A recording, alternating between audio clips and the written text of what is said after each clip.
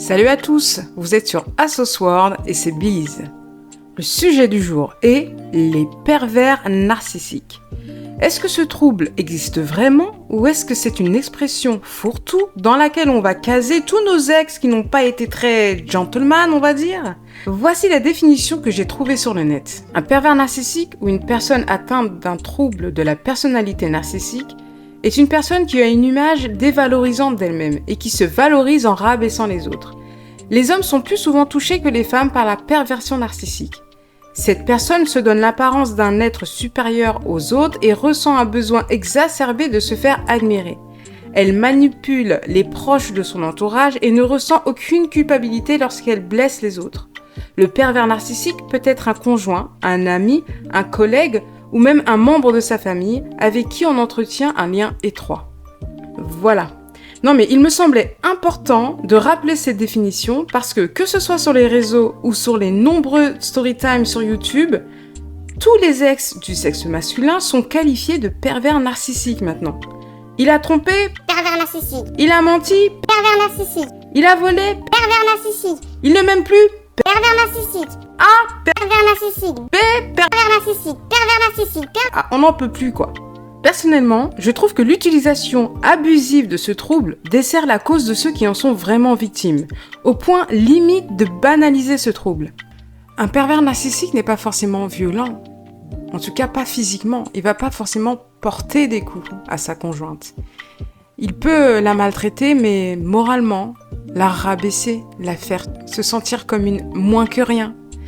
Il peut l'isoler de sa famille, de ses amis, au point qu'elle ne voit que par lui. C'est ça un pervers narcissique surtout.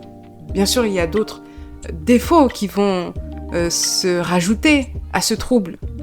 Mais je crois que sa principale arme, c'est de rabaisser sa conjointe. C'est d'avoir la faculté de lui faire croire qu'elle n'est rien sans lui. C'est ça un pervers narcissique. Et ça, c'est très dangereux. Bon, en fait, le pervers narcissique, c'est la version moderne du macho, quoi. Eh bien, j'en ai connu un. Même si j'en avais pas conscience et de toute façon, à l'époque, on parlait peu de pervers narcissique, mais plutôt de machisme. Cet homme me rabaissait constamment, pour tout et pour rien. Il me disait constamment qu'il était plus intelligent que moi car il avait fait plus d'études. Il avait son mot à dire sur tout, ma façon de m'habiller et les amis que je fréquentais. Je devais lui demander la permission avant de sortir alors que lui, il faisait ce qu'il voulait quand il voulait.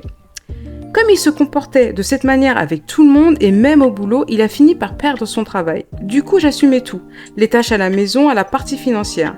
Jusqu'à ce que j'en ai eu assez et que je sois partie. Et ouais, à un moment donné, je me suis réveillée quand même. Après la rupture est venu le temps du bilan. Sachez que je me considère comme une femme forte, ayant du répondant et un caractère assez affirmé.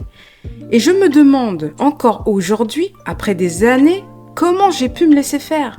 Comment je suis tombée dans le panneau ? J'ai rien vu venir. Et pendant que je vivais avec lui, je trouvais la situation normale. Eh bien, c'est en ça que les pervers narcissiques sont forts. C'est leur pouvoir. Ils te font oublier toi-même, te font te sentir comme une moins que rien, au point que tu ne trouves plus d'intérêt à prendre soin de toi. Enfin, pour certaines en tout cas. Tu oublies tes certitudes, tes qualités, tes points forts et tes valeurs. Tu finis par devenir la personne qu'il te décrit chaque jour. Et croyez-moi, pour en sortir, ce n'est pas si simple. Et personne n'est à l'abri de tomber sous les griffes de ce genre d'individu. Mais je pense que pour en réchapper, il faut renforcer sa confiance en soi. Et oui, on n'est jamais mieux servi que par soi-même. Je pense que pour être aimé de la meilleure des manières, il faut déjà savoir s'aimer correctement. C'est le seul moyen de s'apercevoir quand on ne nous traite pas de la bonne manière et de se rendre compte que l'on mérite ce qu'il y a de mieux pour soi. Mais pour revenir sur ce que je disais plus tôt, est-ce qu'il y a de plus en plus de pervers narcissiques aujourd'hui ou est-ce qu'on en parle plus tout simplement ? J'ai l'impression quand même que ce genre de trouble est de plus en plus répandu, ou en tout cas qu'il y a de plus en plus d'hommes qui semblent normaliser le fait de rabaisser sa conjointe en public. On le voit dans les nombreuses téléréalités, tous ces jeunes hommes qui manipulent leurs copines sans aucun scrupule. Vous allez penser que je tape sur la télé-réalité, mais est-ce qu'elle est le reflet de la société ou est-ce la société qui, à force de consommer ce genre de programme, suit ce genre de pratique ? Bref, c'est sûrement à un psy ou un sociologue de répondre à cette question. Moi, j'ai ma réponse. Et vous en pensez quoi ?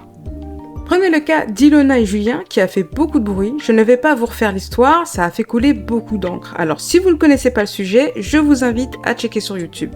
Bon, il y a la présomption d'innocence, alors je vais parler au conditionnel.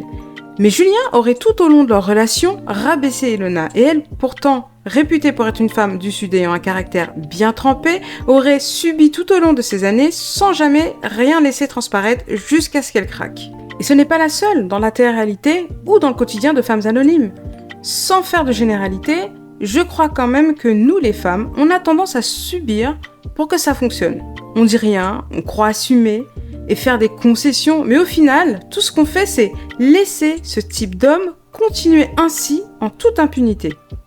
Je remarque aussi un truc, souvent c'est une fois qu'on a des enfants qu'on se réveille. Peut-être parce que nous ne sommes plus deux dans la relation et que notre amour se reporte sur nos enfants, ou peut-être aussi que notre instinct maternel nous pousse à protéger nos enfants et à vouloir les extirper de cet environnement toxique. Sans faire de la psychologie de comptoir, c'est souvent nos enfants qui nous sortent de la torpeur, heureusement ou malheureusement. Ce qui est sûr, c'est qu'il y a des actions à mener selon moi. Par le biais d'interventions à l'école ou de films pour sensibiliser les plus jeunes. Qu'est-ce que vous en pensez ? C'était Bliz et ce n'était que mon avis.